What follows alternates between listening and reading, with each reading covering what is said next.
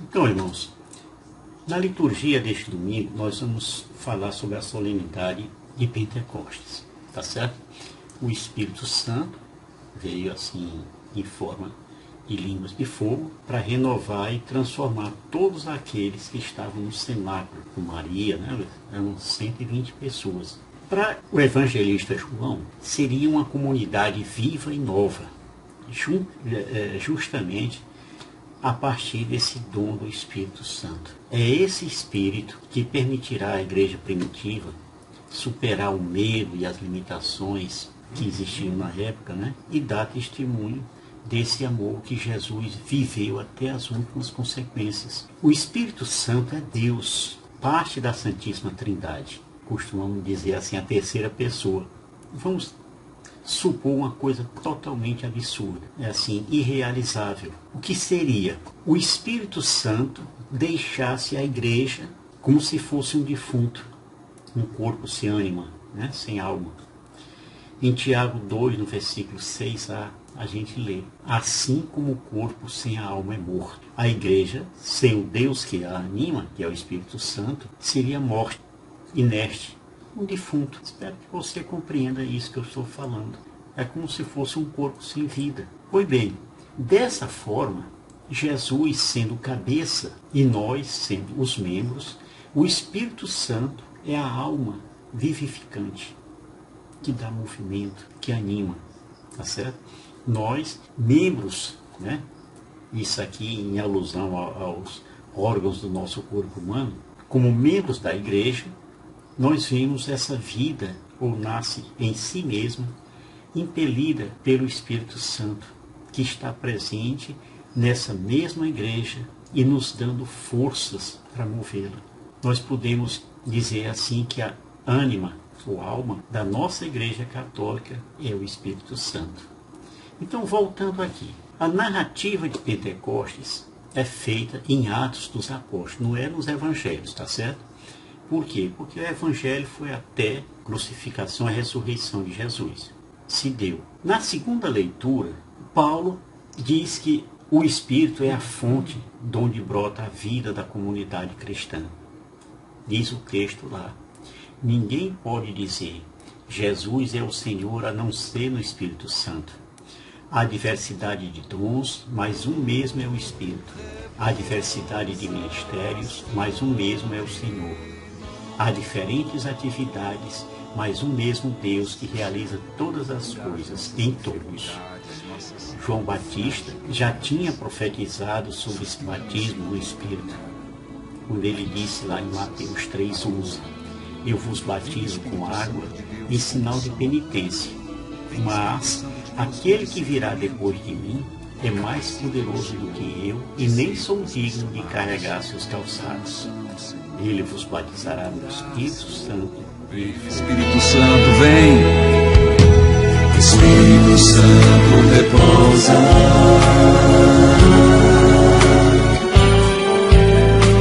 Espírito Santo repousa,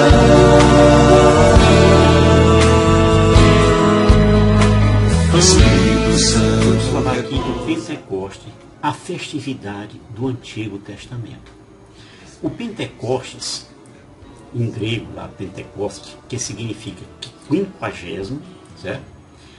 Em referência ao 50º dia depois da Páscoa judaica. Ela era uma festa agrícola chamada Shavuot, né? Festa das semanas ou da colheita. E nessa festa se agradecia a Deus pela colheita de cevada principalmente e do trigo. Os judeus que falavam grego chamavam essa festa de Pentecostes, tá? Sobre essa festa, eu gostaria que vocês lessem depois com calma em casa Levítico 23, nos versículos de 15 a 21, tá bom? Pois bem, no primeiro século, tornou-se uma festa histórica que celebrava a aliança no Monte Sinai.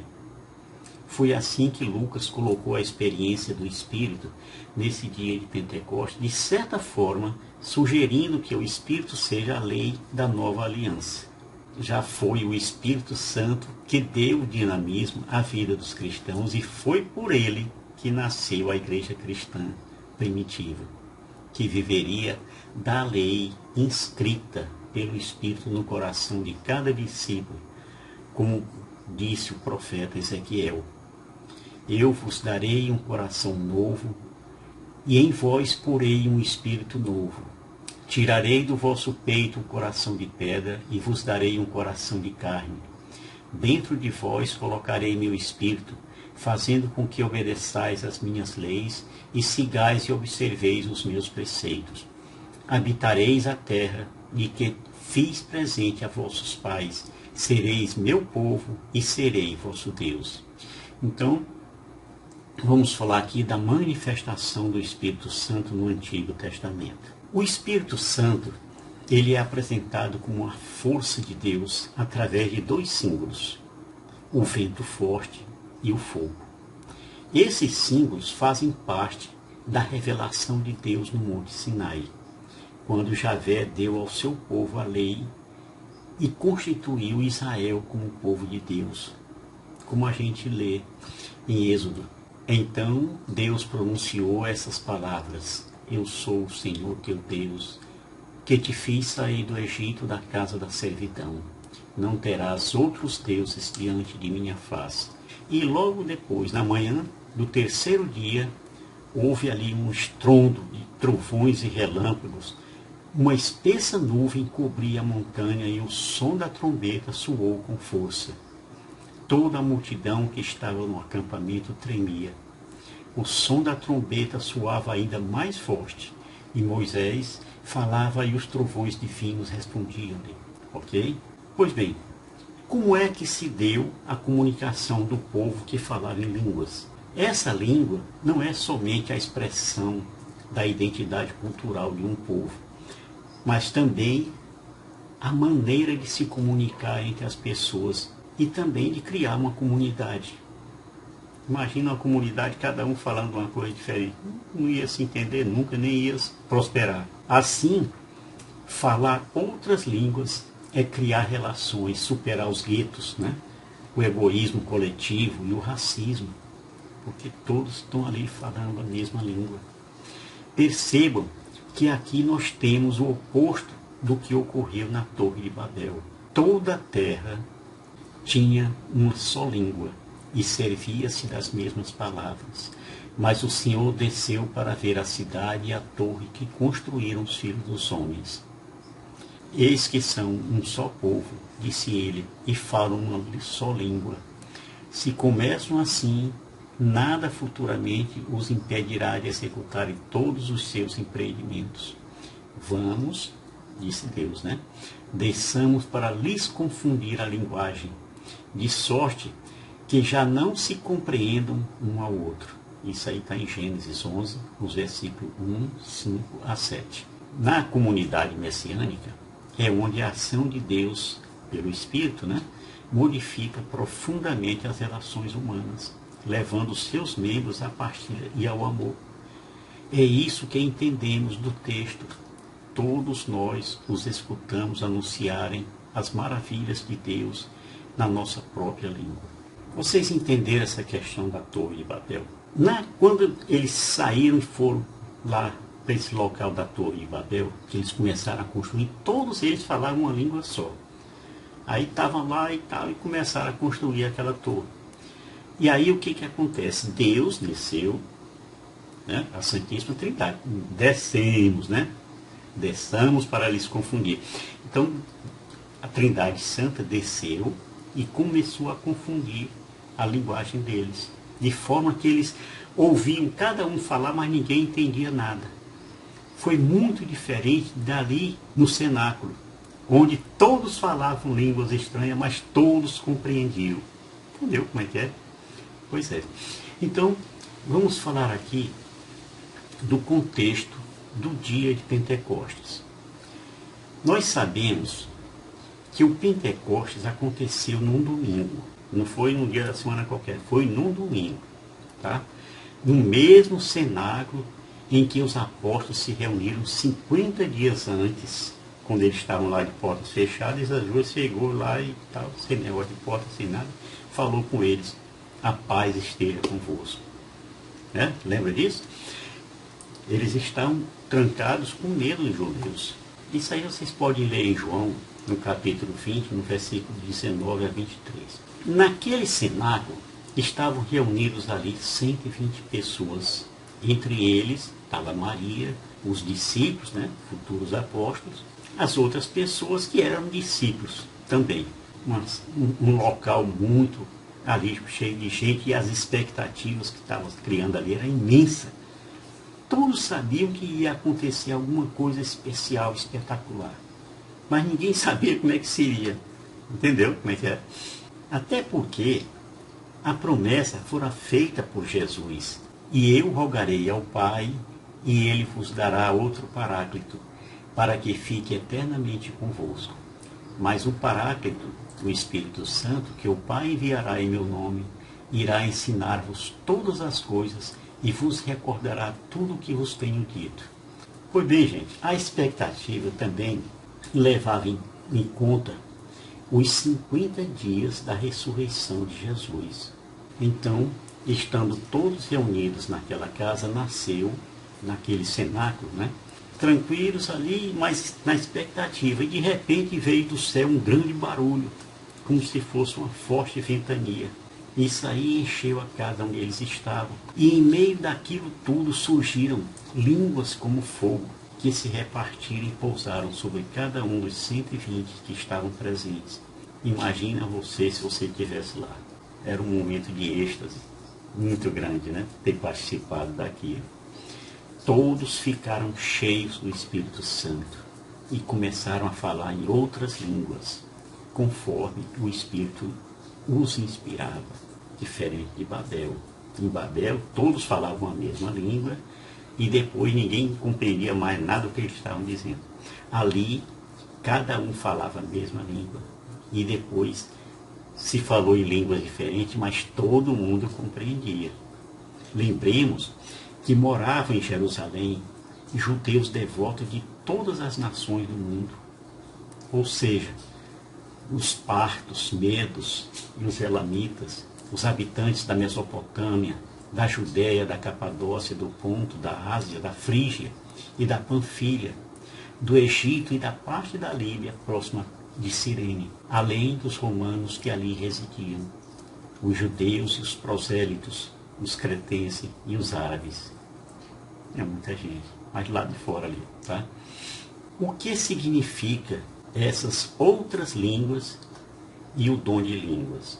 Quando o povo que estava na casa e os que estavam ali próximos dela ouviram aquele tremendo barulho, eles ficaram verdadeiramente confusos, pois cada um ouvia os discípulos falar em sua própria língua. O sujeito, vamos dizer assim, por exemplo, era alemão e o fulano falando lá em árabe, e eles entendiam. Cheios do Espírito e cheios de espanto e de admiração, eles diziam: esses homens que estão falando não são todos galileus? Como é que nós os escutamos na nossa própria língua? Todos nós os escutamos anunciar as maravilhas de Deus na nossa própria língua. Diz o texto: ficaram cheios do Espírito Santo e começaram a falar em outras línguas. Atos 2, no versículo 4. Na verdade, o dom de línguas é o único dom que nos foi dado para nosso próprio uso. Sabia disso? Todos os outros dons, dom de cura, dom de ciência, dom de sabedoria, tudo isso é para servir aos outros, mas o dom de língua serve para nós. Esse é um fenômeno que ocorre entre os grupos pentecostais e os neopentecostais, em que as pessoas têm a capacidade de falar em línguas desconhecidas, né? Línguas estranhas, enquanto oram ou rezam, tendo seu conteúdo inteligível apenas a pessoas que também estejam em elevado estado espiritual. Então, quanto a esse dom de língua, nós temos o seguinte: a glossolalia, que vem do grego glossa, que é língua, né? E lalo, que é falar. É a capacidade de falar línguas desconhecidas quando estão em transe religioso. Outra é a xenoglasia, que vem do grego xeno, que é estrangeiro, né? língua estrangeira, e glosa, que é língua, tá certo? Então, todas as impressões captadas pelos nossos sentidos, desde a infância, são gravadas indelevelmente em nossa memória, sendo a maioria delas arquivadas a nível inconsciente. Sob certas condições, assim, tipo transe, delírio, relaxamento profundo, etc., essas gravações que a gente ouviu desde criancinha, às vezes até dentro do ventre da mãe, vem à nossa memória consciente. Você sai do inconsciente e vem para o consciente. E então nós expressamos palavras e fatos que até então pareciam desconhecidos para nós. Nestas ocasiões, a pessoa pode repetir uma gravação que consta de palavras, mesmo em outro idioma, que um dia lá, seja que dia for, remotamente, ela ouviu. Ou então, reconhecer objetos e lugares com os quais ela nunca teve contato aparentemente. Essa prodigiosa capacidade de nossa memória em registrar esses fatos vividos é chamado, na parapsicologia, de pantomnésia, que significa memória de tudo, de onde aí vem a palavra xenoglasia, que é a capacidade de falar línguas desconhecidas, tá certo? Um caso conhecido se deu no montanismo, que foi uma heresia, um movimento iniciado por Montano. Eu vou botar uma foto dele aí, em 156 depois de Cristo. Ele era morador lá da Frígia, né, que atualmente é a Turquia. Esse místico, né, chamado Montano, junto com as profetisas Priscila e Maximila, pregava o fim do mundo iminente, né, e a necessidade urgente de obedecer absolutamente em tudo o Espírito Santo. Eles, inclusive, rejeitavam a autoridade eclesiástica da época, né, rejeitavam Roma, os ortodoxos, o que fosse, quando essa autoridade era contra a doutrina deles, que era de somente o Espírito Santo. Eles se consideravam a própria voz de Cristo. E essa heresia, gente, durou 2 séculos, 200 anos. Enfim, a igreja saiu vencedora nessa batalha. Participe da missa, ouçam os padres em suas homilias, que eles vão acrescentar muito mais coisas. Se você gostou, deixe o seu like, se inscreva e compartilhe o vídeo, tá? Shalom do Pai.